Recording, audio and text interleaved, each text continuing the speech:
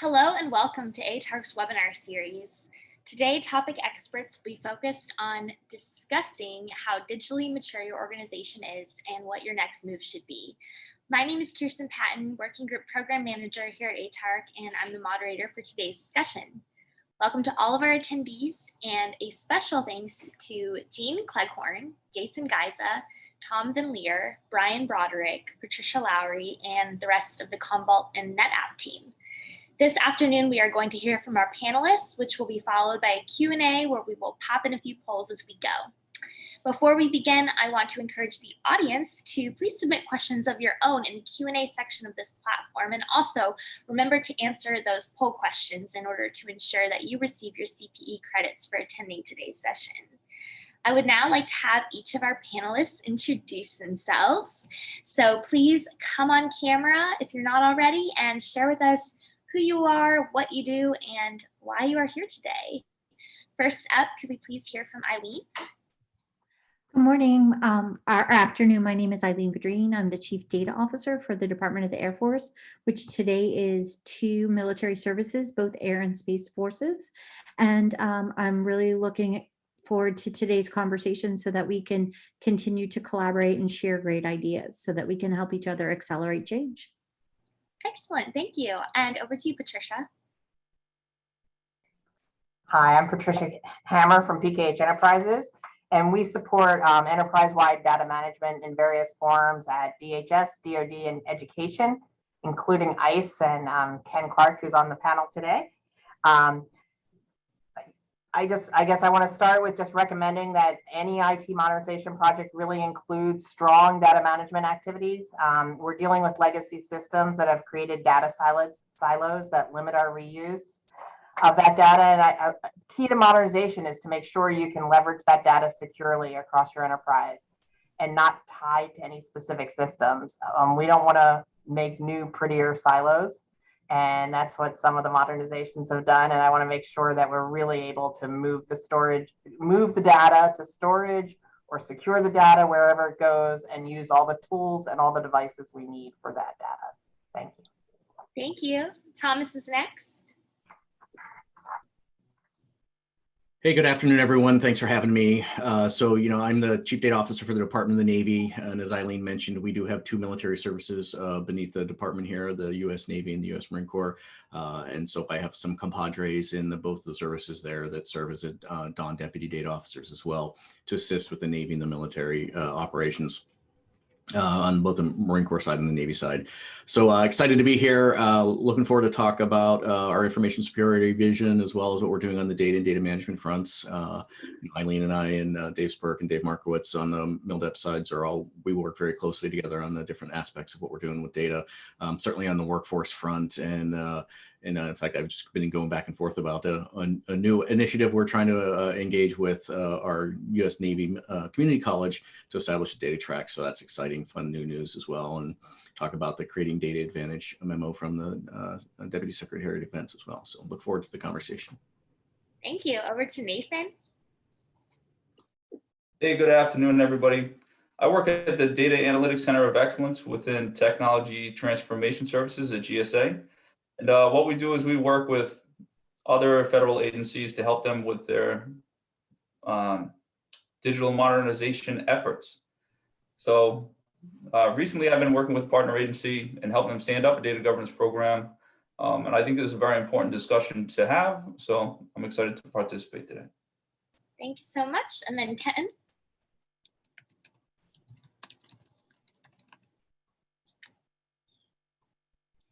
Well, good afternoon, everyone. I'm Ken Clark, Chief Data Officer and Assistant Director for U.S. Immigration and Customs Enforcement. And it's great to be here. It's great to be here with a lot of colleagues from the federal government as well as the private sector. And this really is a whole of government activity and working with our private sector partners as we move forward in data management and advancing data use. Just a real quick mentioning about ICE. Again, it was created in 2003 as part of the Homeland Security Act, and it's the largest investigative branch in ICE with 20,000 plus law enforcement and support personnel, 400 offices in the U.S. and worldwide. So really, and our primary mission is to strengthen border security and prevent the illegal movement of people, goods, funds within and out of the United States.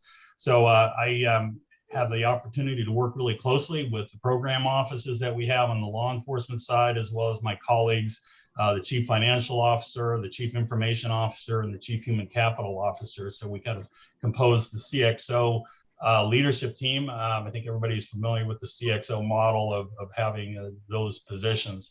And we do have a number of initiatives working in enterprise information management and data governance, and looking forward to the conversation and answering any questions that folks may have. So again, great to be here. Thank you. Excellent. Thank you. Over to you, Shazian.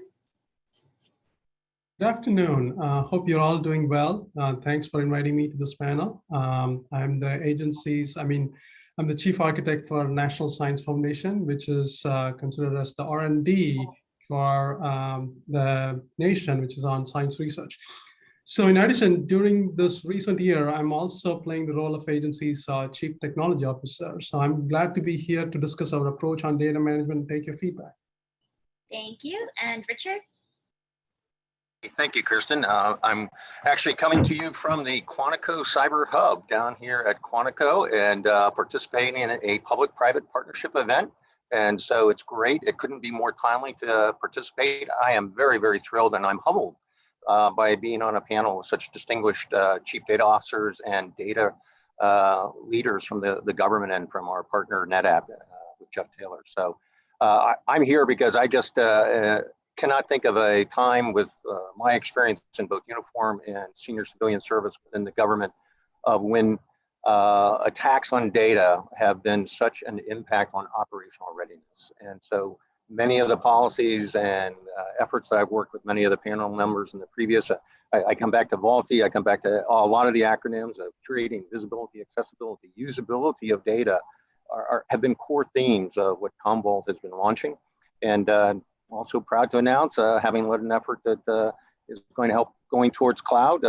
One of our key SaaS products got achieved FedRAMP High this week. And so look forward to talking about all the ways that we can bring greater improved accessibility, visibility, being able to manage access control, and doing it as an integrated way. And as Patricia Hammer said, doing it in a way that is so agnostic that it shouldn't make a difference with our partner with government. So thank you again for letting me participate.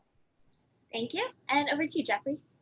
Yes, similar to Richard, I'm honored to be part of a panel of this caliber. My name is Jeffrey Taylor. I'm from NetApp. So currently, I'm the Director of Solutions Engineering. I cover our civilian agencies as well as our federal system integrators.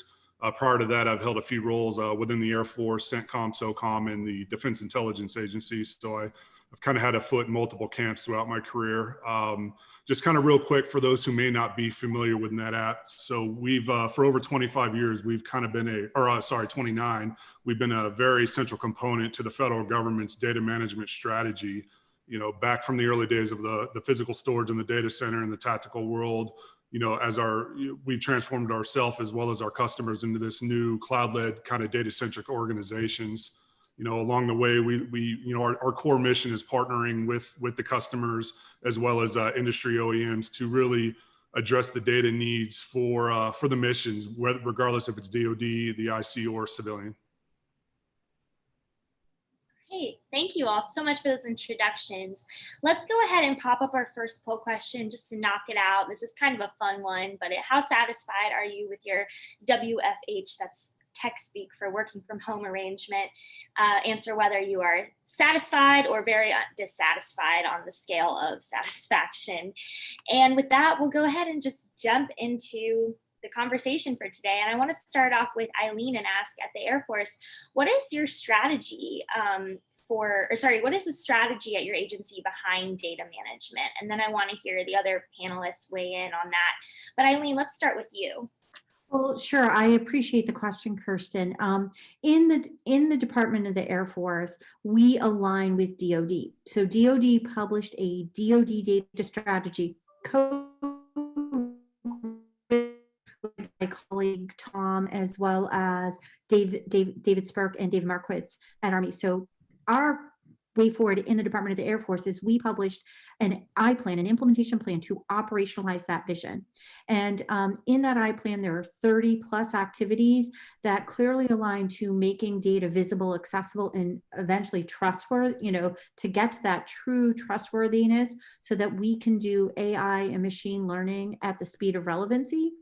But we also included in our roadmap that planned to really make sure that we hit all the key deliverables to the federal data strategy action plan. So to date, we have completed about a third of them, and then the other 2/3 are in various levels of maturity, but all on track to be delivered on or before the end of this calendar year, which I think is pretty awesome in terms of metrics to truly accelerate change. And so that's kind of where we are today. It's all about visible, accessible, trustworthy. Excellent. Patricia, what about you over at DHS? Well, I'm working with Ken, of course, at ICE, and one of the things that we're doing there, there's 3 parts and about the strategy that I think are really critical. One is to build that core data management capability, that long-term functional institutional relevance of doing it right every day. And that may be the less glitzy part of the whole thing, but so we have a core piece to do that. And then we have a piece to help day-to-day current operations. And those pieces are working on given transfers and given data quality and given everything else. And then of course, the third piece is really that innovation piece. How do we take what we do every day and how do we grow it for introducing all of those great new technologies we all want to be able to bring in. And Ken, do you have anything to tack on to Patricia's response?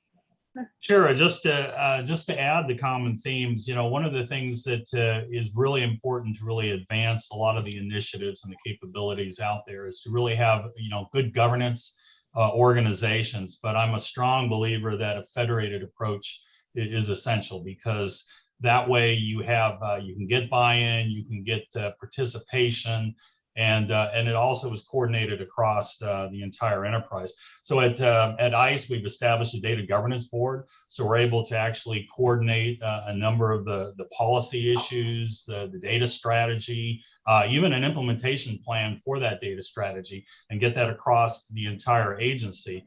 But then being able to communicate and work closely at the department level, because again, with the Department of Homeland Security, that's a huge enterprise. So they've established that the CDO has a data governance council that I'm a member of. So that just as the other components, Secret Service, TSA, others are part of. And then, of course, the CDO and the CIOs also have the interface to the other agencies. So now you're getting really a whole of government approach, and you're able to address some of the big challenges. I mean, again, we're going to be talking about some of the cyber challenges, ransomware. There's a number of policies. The president just issued the executive order, which is going to be important for addressing cyber needs. And of course, that's going to have a lot of policy aspects that's going to have to trickle throughout the entire federal government and down to even all at the agency level. So I think it's important to have this federated approach for communications. Thank you. Thomas, I'd love to hear what the strategy behind data management is at Department of Navy. Yeah, sure thing. And so as Eileen mentioned, we do have the DoD data strategy. So it turns out that the Department of Navy, Department of Air Force do not actually have a data strategy. What we have, however, are an implementation plan for the DoD data strategy. So rather than kind of restating the fundamental goals of the DoD, instead we're telling OSD and the rest of the world really how we're going to go ahead and meet those goals. And so we've been plodding away now for better part of 2 years. The data strategy was released about a year or so ago now. And so we've set the foundation, which is our first line of effort, stood up our governance, done some other kind of basic activities.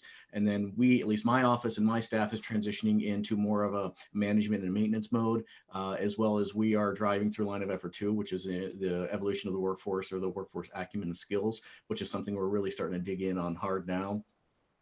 which I mentioned a little bit earlier in the opening. And then an activity that we're engaging in with our partners in the CTO's office, as well as our digital transformation office, which is our combination of positioning and protecting our data and then operationalizing our data for decision advantage and operational advantage, right? And so what that really means is the development of an enterprise architecture, as well as the implementation of shared services, data services in this particular, as well as other enterprise services like identity and access management, traffic shaping, some content discovery capabilities and that kind of stuff, to really build out the infrastructure. And so we're just starting that activity now. The funding doesn't land really in earnest until FY22. So there wasn't a whole lot we could do other than setting that foundation here in the last year or so.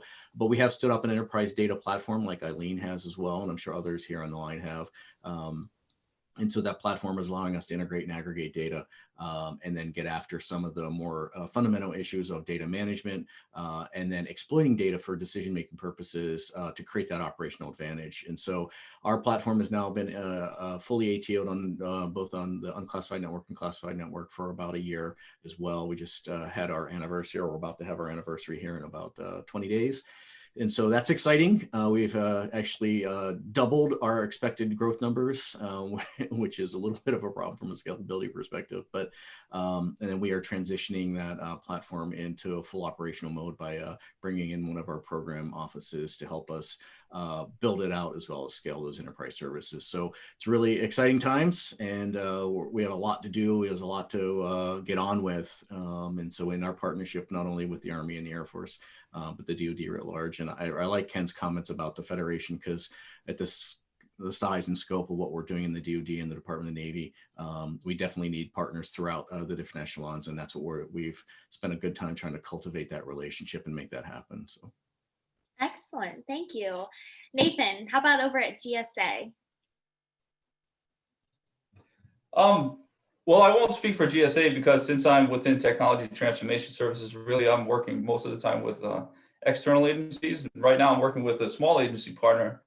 And one thing that we're doing with them is we're helping them integrate standing up data governance and data management at the enterprise level in parallel with a digital modernization effort. So we're building an enterprise data platform for them, but in tandem with that, helping them improve the data governance board that they have in place, and also set up a data governance advisory group that's composed of, more technical members at a lower level of the organization that are in the weeds working with the data every day, and establishing those processes where there can be feedback loops.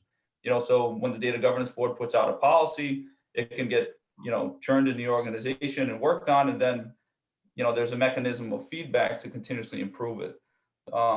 And then the third piece is using software tools for, data management purposes. So like standing up enterprise data catalogs using open source software can be a powerful tool in itself, especially, so we're doing this at a small agency, but at a large agency, I would say even more so, because, there's so many different sub-organizations within an organization as large as, say, the Air Force, right? That there's a lot of duplication of effort. So having one place where people can go to see what data is in the organization overall is a powerful tool. And that's, I'm not naming the agency because I didn't get clearance prior to participating here. But yeah, that's some things that we're helping an external agency develop their strategy and execute on it. Excellent, thank you. And then Shazian, strategy at NSF behind data management. Sure. National Science Foundation is a single mission agency. Our mission is to promote science research in the nation. So if we really look at our data, most of our data are research administrative data. So our goal is to leverage this data for evidence-based decisions within operational processes and plus tactical and strategic planning. So our strategy, if you look at it, it's mostly human-centric. We have a grand vision here, that is to have an agency where everyone is empowered to leverage data and analytics to achieve NSF's mission. To achieve this, our first objective is to bring the change within the individual mindset of the staff, then actually change the collective culture of the people, who are working together as a team and achieving a robust data analytics ecosystem. So it's really a human-centric approach. So we know we have a great set of data, very unique when you compare with other organizations. And we have to, we are currently applying data management principles, including data governance, to really increase the quality and standard of our data. We have great set of tools thanks to the cloud and platforms, SaaS platforms, or data science desktops, so you name it, we got it. But nothing of these would be used unless you have the people who are really using it to achieve the mission of the agency. So our strategy is centered around upskilling and empowering our staff with data. Excellent. Thank you guys for sharing that with me. I want to go ahead and pop up our second poll question, which relates to what we just discussed. Does your agency have a strategy in place for gaining the most value out of data management? So please answer whether or not you have a strategy in place. And then I want to turn it over to our industry panelists. Maybe Richard could kick us off. Richard, what are the benefits of data management? So thank you. And I think the entire panel has done a great job of sort of laying out the strategic benefits, especially of doing data at the enterprise. So for me, when I look at every organizational endeavor that I did within the DoD while I served amongst many of the panelists here, the focus for me was always on, can you do this as a federated solution, as many of you have already said? Can you actually, and if you're going to use, especially tools like data analytic tools, then those data analytic tools give you more information, the more visibility you have of complete data sets. And so the solutions that I think Commvault, in working with our industry partners and with government, has always focused on is, first thing, let's make sure everybody has visibility of the data. Let's make sure that visibility is easy to see and be a part of. Let's go ahead and then see how those dashboards allow for easy compliance. So in other words, the government is constantly dealing with security issues, but if you have to deal with them one at a time or each data file at a time, you're going to find that will not give you a very good solution. And then finally, you've got to be able to deliver a capability that can work across the globe. I mean, currently, Commvault's protecting 14 exabytes across the globe in between industry and government. And so you've got to have something that can scale. When you're starting to talk industry solutions and enterprise solution, you've got to also, from an industry perspective, we never come to the table without our partners. And NetApp has always been one of those critical delivery partners with us. So I think that's sort of the way I would categorize it. Great. And then Jeffrey, I want to turn the same question over to you. What are the benefits to data management? And maybe you can also expand upon how data management can reduce costs, because I feel like that's something people really care about. Absolutely. So, for us, it's always important to understand that the data and really the use of data, it changes and is different for every person. As everyone on this panel has already said, there's different use cases on how they're trying to utilize this data. We used to have this marketing phrase, a few years ago at NetApp, where you can change the world with data. And while it was a good marketing phrase, it was always kind of the cheesy ones that companies utilize. But these past few years, it's really kind of resonated more as we shifted to these, the analytics, the AI, the ML, the cyber aspects, all sprinkling with cloud. And then we kind of hit this wall of the pandemic, where we had to take all of these items that we may have been doing in our data center, regardless of where this data was located, and we had to extend it to unnatural locations we weren't probably used to doing. And with that, we kind of had to find that balance of, is it data availability? Is it data security? What is that fine point of keeping the mission going forward without putting our data out for exploitation? So for us, it's important to really understand that data is the key for all of this. While we all have very large IT departments, most of that department is really around, or that whole ecosystem is around, allowing that data, as Thomas said, to be exploited for decision-making purposes, for the mission, regardless of what that is. Shifting to the cost savings aspect, it's very important to understand that cost savings isn't always around dollars. It may be around, time and cycles, and having that proper data management strategy and those those proper partners, at the table with you planning this whole mission out, you can save not only your physical footprint, but you can extend that data to where it really needs to be on demand, as we saw in the pandemic, mixed in with the massive amounts of time savings and just utilizing this data in new ways that we never even thought about in the past. Great answers. Do any of our government panelists want to weigh in on benefits to data management before we continue on with our questions? I can probably chime in a little bit. This is Cherian from National Science Foundation. Maybe I'll zoom out a little bit and talk about efficiency of data management. How our efficiency really, how are we improving on it, right?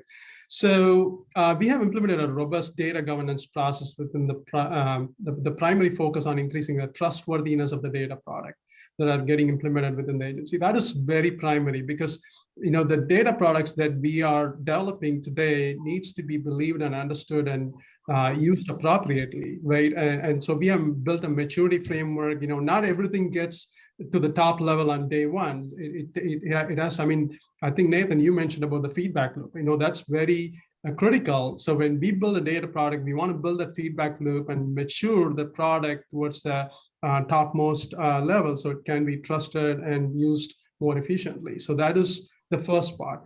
The second part is just, I talked about a human-centric strategy, right? To foster that, we have created a community of practice to inspire and upskill data on data analytics for our staff. So this is like a group of people. We meet like every other week on Fridays. We spend a couple of hours looking at tools, process, and people and the needed skills. We bring some external speakers and we learn how things are getting used within the agency or other organizations. So it's really a community of practice has been a great catalyst for us to improve the data management part.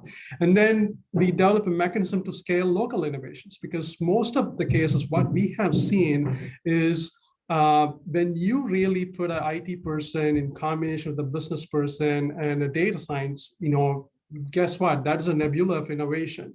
And we have seen this happening repeatedly on the business side. So we want to harness these innovations and scale them up towards the agency's strategy. So we have developed a community of innovation. We call them as an innovation management group. We meet again like on a weekly basis to talk about how to scale this local innovations, build a maturity model, and go from there. And finally, to support this, we implement an enterprise scale data management program focused on developing data inventories, process for increasing the data quality, feedback loops, building the lineage to the source systems, and also develop a strategy how we should get better in collecting data and managing them to answer some of these questions that are coming from Congress and the external audience, to make sure we justify our investments are really performing to the expectations, right? So we are developing that strategy, what data we should have and how we should be using them and how we should be using them without violating any of the laws. That's the last one. So anyway, that's how we are really approaching managing our data within the agency, and it's been really working well so far. Excellent. Kirsten, I'd like to add and just really highlight what Richard was saying about visibility of data. I mean, I think it's so important to know your data. And one of the things that we've been working on is a data inventory, over 51 different data sources, and being able to account for the metadata and the systems owners. And then, of course, even the department's building a data inventory as well that's going to actually incorporate the component information as well.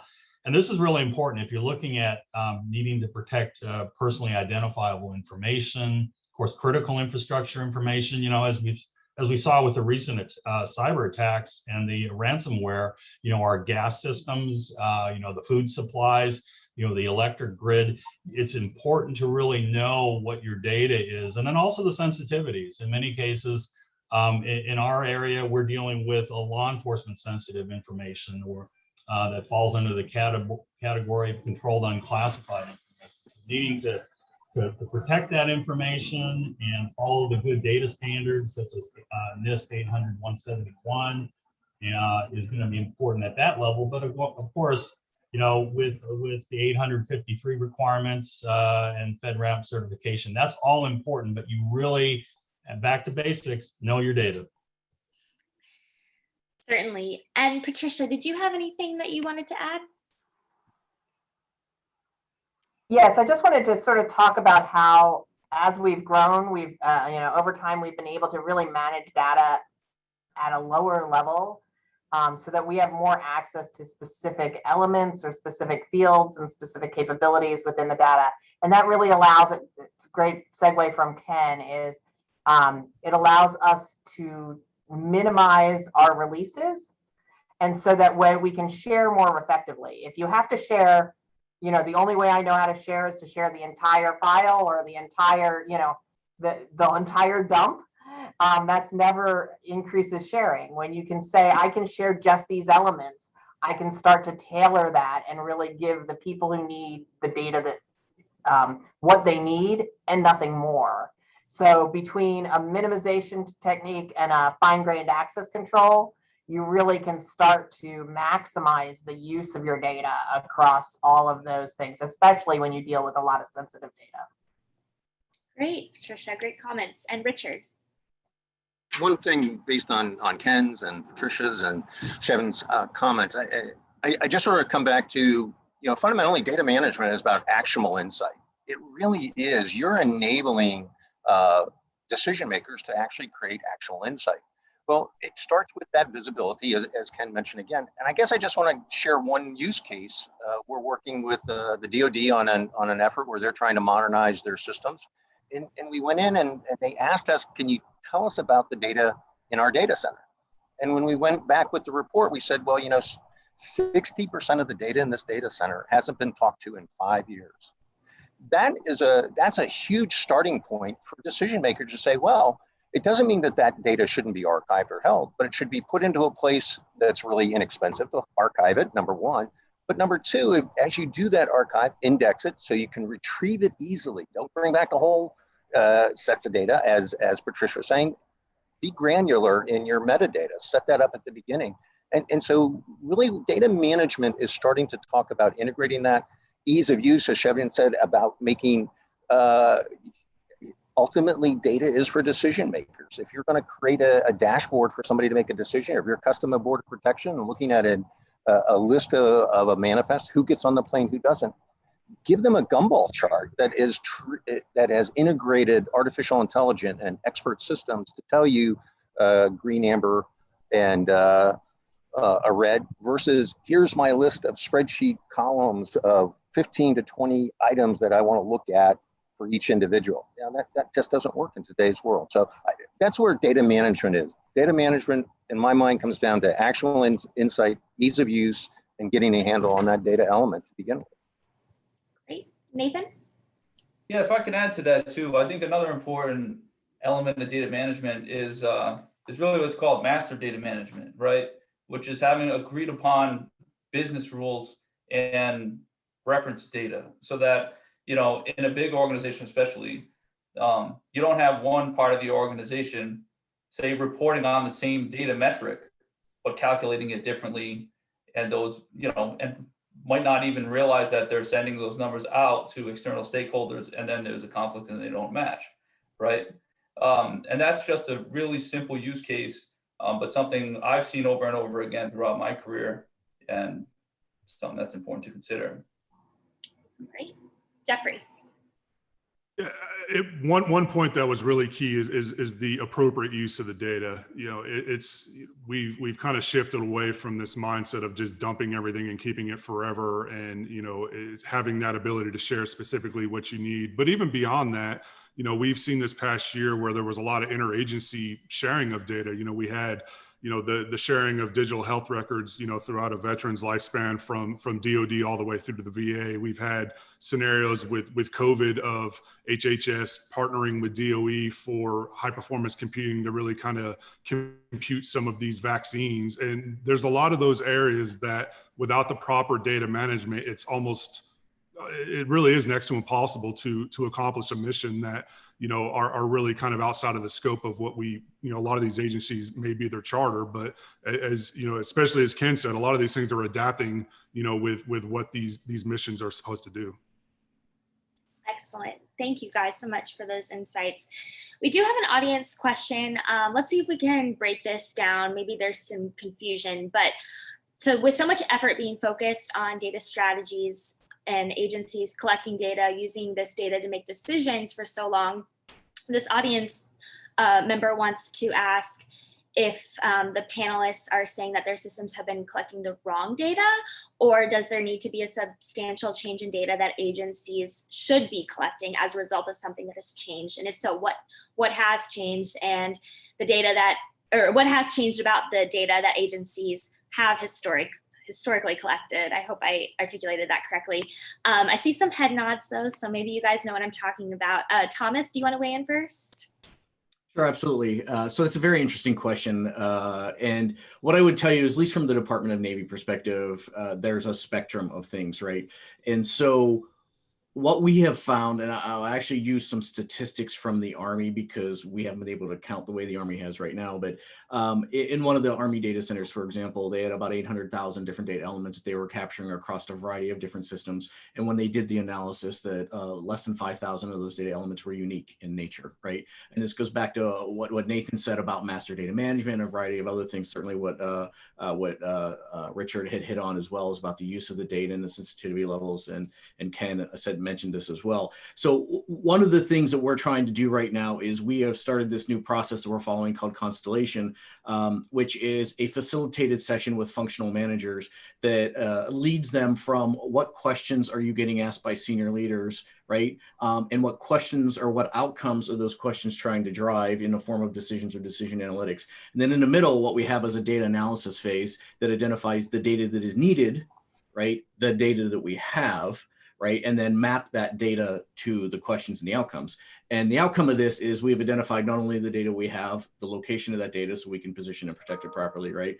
But it also identified the data that we don't have, or the data that we might have in spades, which what I mean by that is, and not to put too fine of a point on it, in one of our logistics systems, we have 30 different systems, and each one of those systems has the same data in it, because historically that data was not made available to the other systems for use in a way that was meaningful to that system or to the functional end users. So our kind of organizational response is to copy that data out of this system, put it into the system that you can control, and then use that data for your purposes, right? And so I forget who was mentioned the kind of APIs and the interface exchange standards and the things that we are now moving towards to make that data available for use in a form that is useful, but then you can pull that data into your system without copying it, right? And so this rampant duplication of data is something that we are trying to get our hands on right now and kind of address some of this issues, right? We do have a couple situations where we have found that the mostly on the warfighting side, that the sensor platforms are not producing data that is adequate for some of the missions. And I don't really want to go into too many details there, but in large part, we have the exact opposite problem where we have more data than we know what to do with. It's being duplicated a lot, right? And I draw a bright line between duplication and replication. And I think some of the folks here on the line will, like Jeffrey from NetApp specifically, right? We replicate data for survivability and consistency and availability, right? We duplicate data because we don't have access to it, usually, right? And so we're trying to stop the duplication while creating a resilient, diverse network that is survivable through replication and a variety of other disaster recovery techniques, right? So, and then the use of cloud helps with this, right? Because there's automatically that data movement is automatically happening in the back, right? And then understanding, you know, hot versus cold data or warm data and this kind of stuff. There's a lot of things that have emerged out of this conversation. What I would tell you is a relatively simplistic conversation about what questions are you being asked and what outcomes you're trying to drive with them. There's all this stuff that formulates in the middle. And so what we found is system owners are significantly more likely to allow you to have access to the data in the system if they understand why you're asking for the data, right? So you can say, hey, I have this question to drive this outcome, and this person is asking the question and wants to make this decision, as opposed to the kind of data hugging that we get, like I'm not going to give you my data, when I just say, give me all the data in your system and not tell you why, right? And so there's a lot of benefits that happen there. I'm not sure I completely answered the question itself, but I'll turn it over to other panelists if they want to kind of dive in on some of that. Sure. Jeffrey, did you want to tackle that one? Yeah, absolutely. Kind of piggybacking off that comment, it's less about collecting the wrong data. And as Thomas said, it's how are you going to use that data? Because we have massive data sets out, throughout the whole federal government that we've had use cases of now that 2 years ago, we had no idea we could, let alone mine that data or put it into something tangible for an application to use. So it's more along the lines of not the data collection, but as it was said, is the proper storage and availability of it, making sure you're having those best practices of not having data all over the place if you don't need it there, and using whatever industry partners you can to make sure you have it available. As Thomas said, you have these COOP and DR scenarios that, yes, we have to have multiple copies of this data for various reasons, but maybe we don't at this location. So as each one of these, agencies and customers, you kind of step through this process and have that understanding of what do I need, how is it going to be used, and where does it need to be used, and have that ability to expand and adapt as necessary. Fantastic. Great answers, guys. So my next question is, how are you going to gain leadership support in order to enable effective data management in governments? Or if you were the person who was making those decisions, how would you want to be approached? Eileen, could we please hear from you first? Sure. The approach that I took when I first got this role was I met with senior leaders across our department, and I really clearly identified what I call change champions, how we work together to solve the biggest challenges.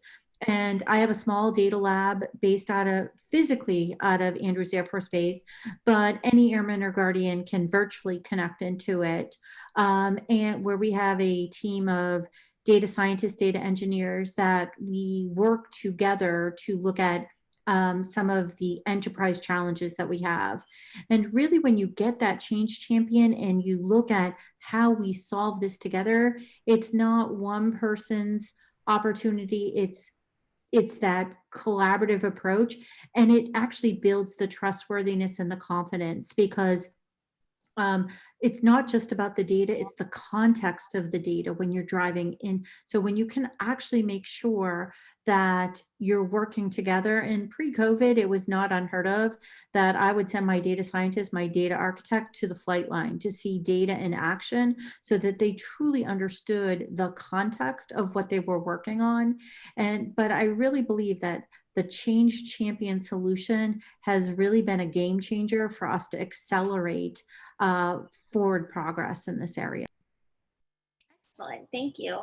Patricia, did you have additional comment from the prior question? And if so, please go ahead, but I also would like you to elaborate upon the same one that I just asked Eileen. Well, it actually fits for this one too. So one of the things that strikes me is that we have a good opportunity right now with the change of an administration.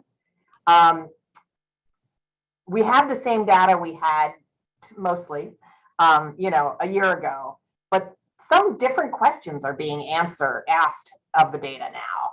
And so it is really a good, I hate to say this, educational time for senior management to say, we're going to reuse this data in a different way than it was being used maybe a year ago, but we need to make it so that the next question someone asks also is available to them.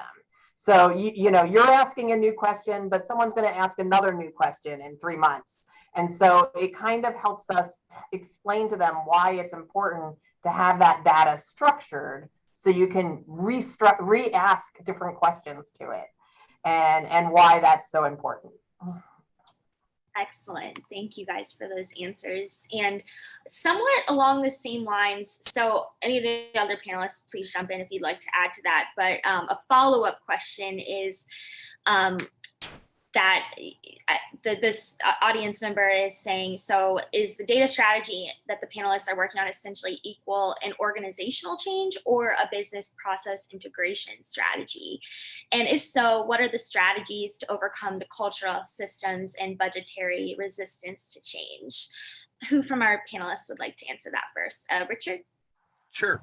So again, amplifying off of all the comments already so far. So if you really realize that a lot of the data within organizations they collect is that dark data, you now have a way to start looking at it. You now need to be able to pivot it in many different ways, and that creates you the need for an index. So I don't know, I'm sure all of you use Google, and when you do your Google, you get instantaneous response. But when you do your follow-up question and your question the next day, believe it or not, there's an indexing going on behind the scenes that is helping you with that next question, as Patricia said. So when I look at it, it's not hard to convince a senior leader to devote resources or organizational change focus on data, because you bring them answers.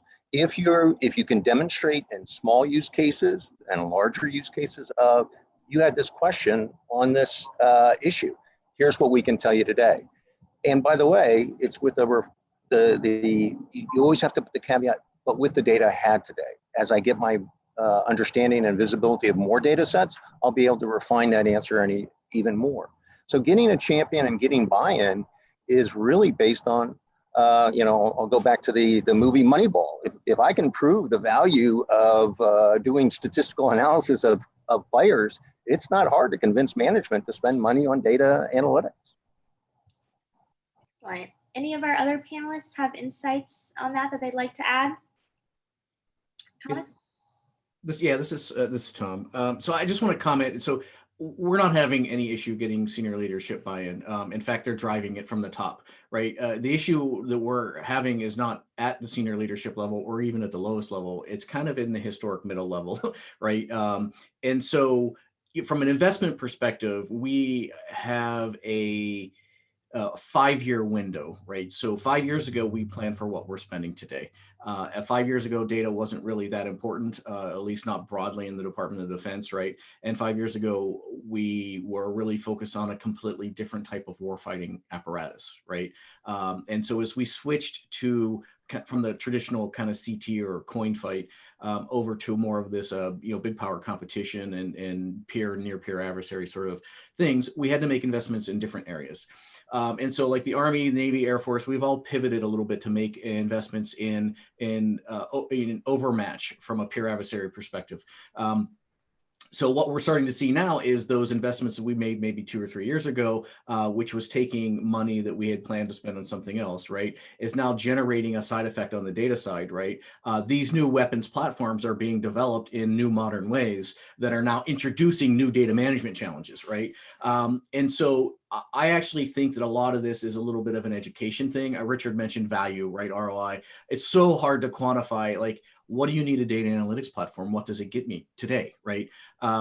And then I think it was Patricia mentioned the data changes. This is the other thing is, unfortunately, this happened to me just recently. We have a meeting with the Secretary of the Navy every week on a specific topic, and we reviewed all of the information on Thursday, and we got in there Friday morning, and it all changed.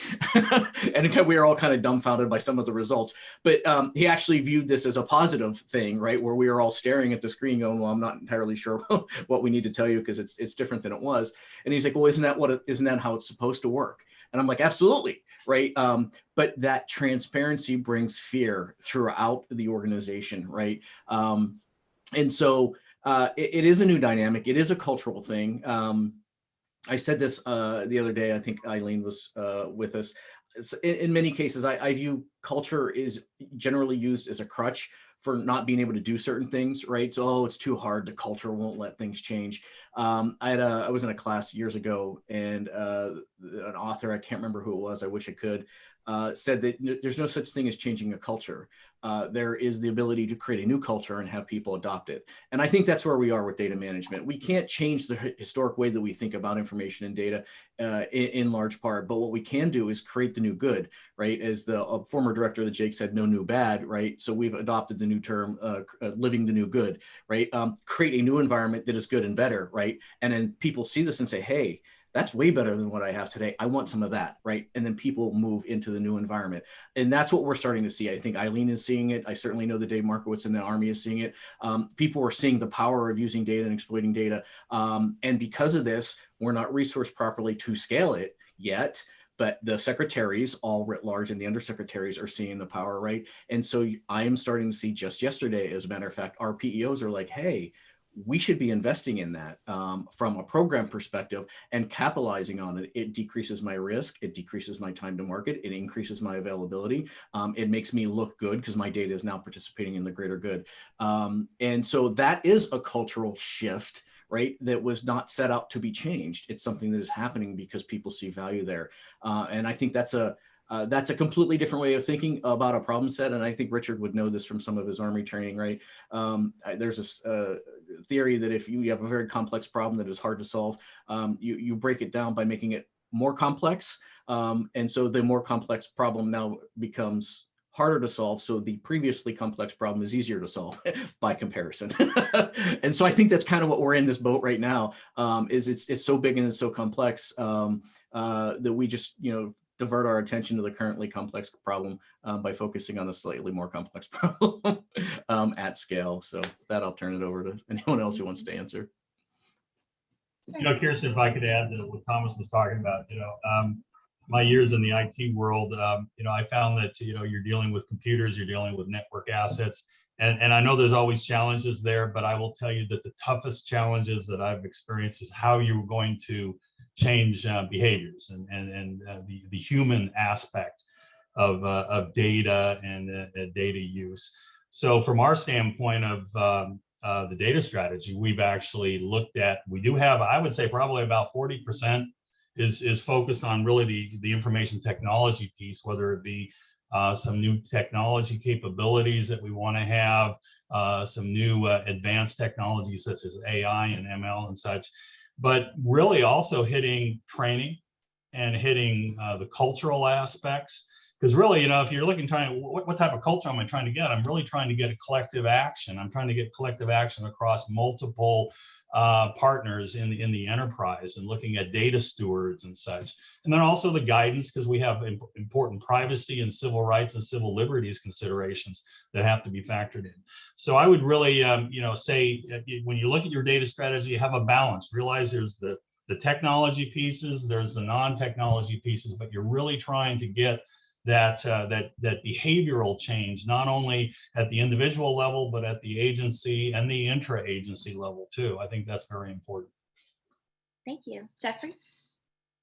Kind of piggybacking off of Ken, we've seen, from the industry side, that these conversations are every day getting less and less about IT and more at all the other business units, and getting them to buy in and understanding that the data aspect is not just a ones and zeros sitting on a disk in a data center somewhere, that this is an actual living component of the mission that they're trying to solve. This is really, the data itself is no different than any of the service members in uniform, that they're helping perform the same mission. So shifting that conversation away, just from an IT asset is where we've seen the success.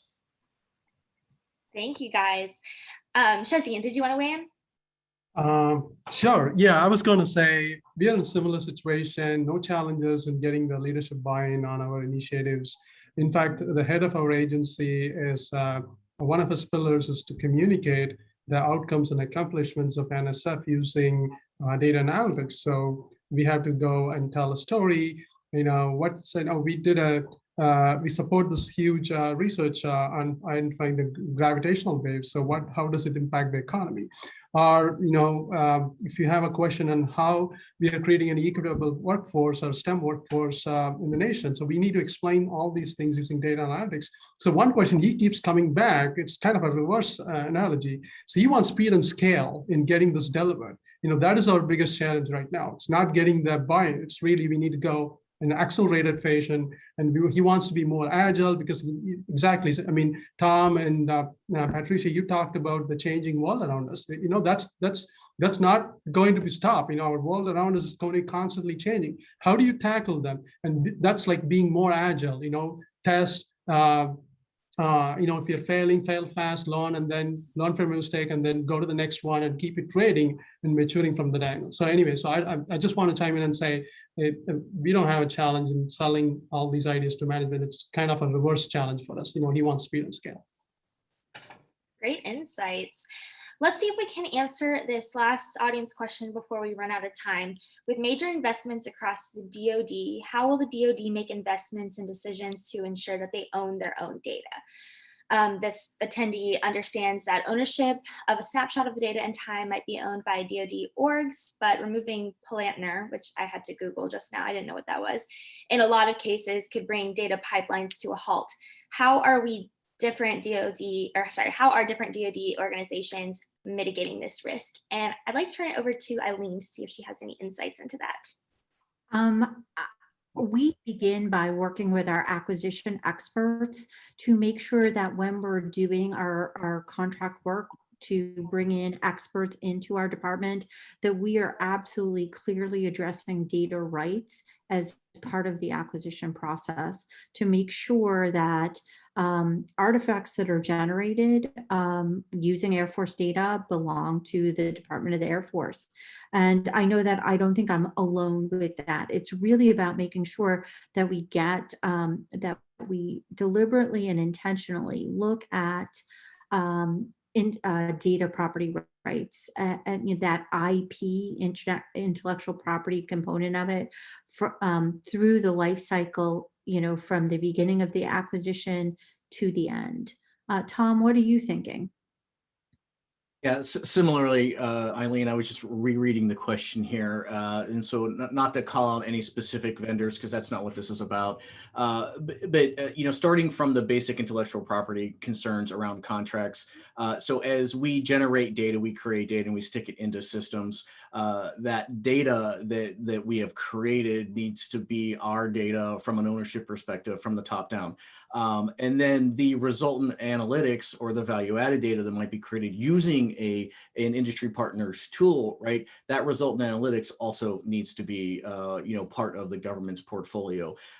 We are being clear to kind of tread that line between intellectual property that vendor might bring forward and those algorithms that they have that may be their algorithms, right?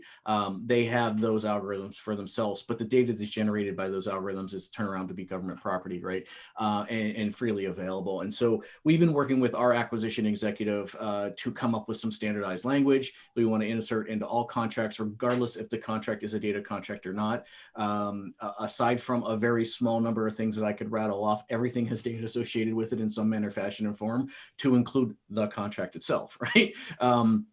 And so in many cases, what we don't want to get into the situation where the data is locked into a platform that we can't get it out. But we do also want to respect some of the products, store data in unique ways that make it very useful for their product and for what we want it to do. And so we don't want to prescribe or dictate how the data is stored internally. We just want to make sure that it is open and available. And if you look at the Creating Data Advantage memo, and I can't remember which one of the data decrees it is something like 2 or 3, the use of APIs in open data standards to make that data freely available and exchange. So we want to capitalize on the benefits of using these commercial tools and the intellectual property they have, certainly in certain aspects of storing that data efficiently and transmitting that data efficiently, right? But also being able to get access to the data when we need it on demand at echelon and at location in, both a fully cloud-enabled environment as well as a disadvantaged, disconnected, congested environment, right? Where we have limited communications and comms, where we really do need to be sensitive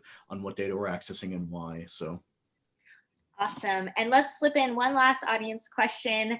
Nathan, maybe you can answer this one. Since end users' applications are so geographically dispersed and tech is processing so fast, what are agencies focusing on now to be able to quickly adapt to change in the future?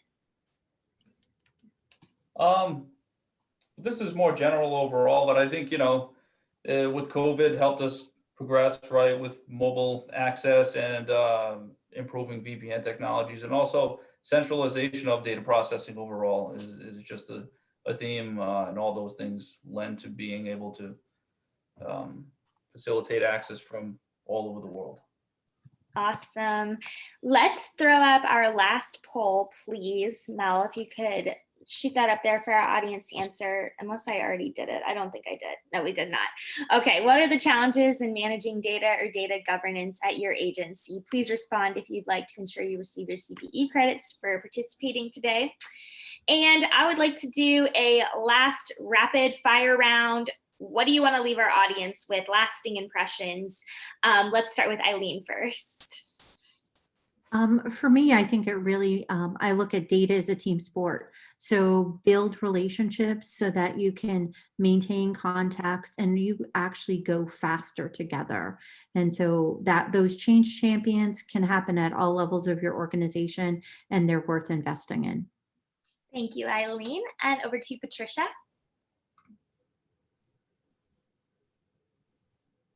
Sorry, I think it's to think of your data as parsable as possible into smaller segments so that you can use that, so that you can increase your sharing of that data across the board. Thank you, Patricia. Over to you, Thomas. Sure, absolutely. So I'll use the quote from a Navy term, right? So rising tides rises all boats, right? And so one success is everyone's success. And so partnership, like Eileen mentioned there. But the thing that I just like to foot stomp is just have a set of questions you're trying to answer with your data, right? And understand the outcomes that you are trying to produce with that data analytics, right? And then measure the effectiveness of your outcomes, which, by the way, is data itself, right? And so if you understand what the questions are, you understand the decisions you're making, and then you're measuring the effectiveness of the decision through a series of data analytics, that is where you get ROI. That's where you get people to buy in. Thanks, Tom. And Nathan?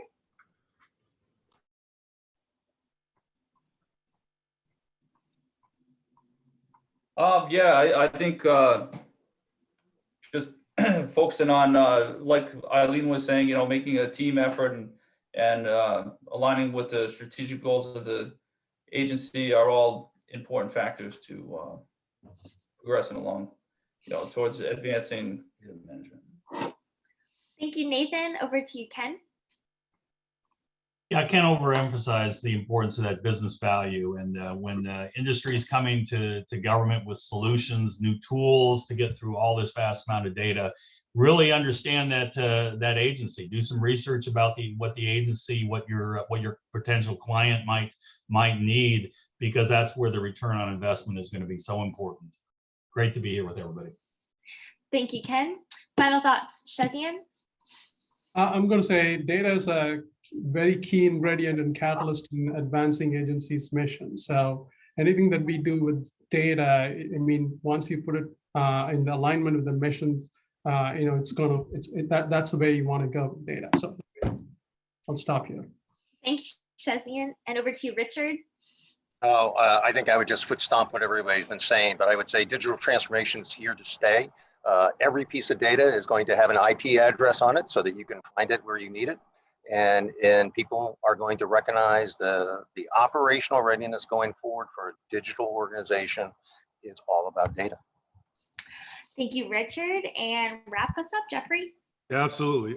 It's, data is key. And most importantly, it's yours. You need to make sure that, regardless if it's the edge, the core, the cloud, that you can utilize that data for your mission on demand. And, as Richard said, as things have changed this past year, you need the ability to change as well, because that data is the key component to your mission. So awesome. This was fantastic. So many great audience questions and answers from our amazing panelists today. We really appreciate you all being here. Unfortunately, though, that is all the time we have. So I want to also thank our partners at Commvault and NetApp and our audience for attending. And we hope to see you next week on June 24th from 1:30 to 2:30 p.m. Eastern Time for ATARC's webinar on the journey to Zero Trust, how you can start with privilege protection and identity security. And during this webinar, we will hear from topic experts and thought leaders who will be discussing how to manage identity and ensure agencies are aligned with recent policies, such as Biden's executive order on cybersecurity and the NIST 800-207 Zero Trust architecture. We hope to see you all there. Everyone have a great rest of your day. Thank you all. Thank you.